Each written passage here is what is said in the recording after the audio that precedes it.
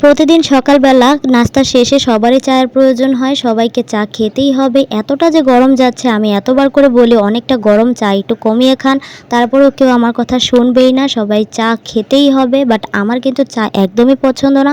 আমার শখ করে মনে চাইলে একটু দুধ চা খাই, বাট এই রং চা আমার একদমই পছন্দ না। তবে ইন্টারেস্টিং ব্যাপার হচ্ছে যেটা হচ্ছে আমার পছন্দ না সেটাই আমাকে বেশি করে করতে হয়। আর এই চাটা তো আমার একদমই পছন্দ না খেতে, কিন্তু তারপর ওই চা আমাকে বেশি বেশি করে বানাতে হয়।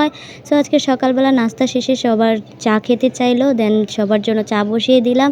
অ্যান্ড কাপে আমার ঘরে সবাই কিন্তু চিনি একটু বেশিই খায়, সো চিনি একটু বেশি দিয়ে কাপে করে চা বানালাম সবার জন্য। সো এখন চাটা ঢেলে নিচ্ছি, এখন চা সবাইকে সার্ভ করব।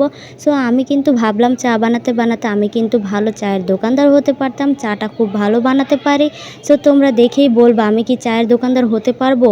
যদি হতে পারে অবশ্যই কিন্তু কমেন্ট সেকশনে জানিয়ে যাবা।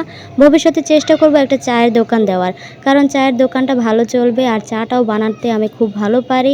সো সবাই পছন্দ করবে আমার চা বানানোটা, আর পছন্দ করলেই তো সবাই খেতে আসবে, তাই না? সো তোমরা আমাকে একটা প্ল্যান দিয়ে যায় তো কমেন্টে যে কিভাবে কি করতে পারি, একটু চায়ের দোকান দিলে কি ভালো হবে। সো আজকে সকালবেলা সবার জন্য চা বানালাম, বাট চা ভালো হয় না খারাপ হয় কেউ কিছু বলে না, আমি জানিও না, যে কারণ যেটা আমার পছন্দ না সেটা আমি কিভাবে করব ভালো করে। সো সবার জন্য চা বানানো শেষ, এখন আড্ডা টাইম, সবাই মিলে চা খাবো, আড্ডা দিব।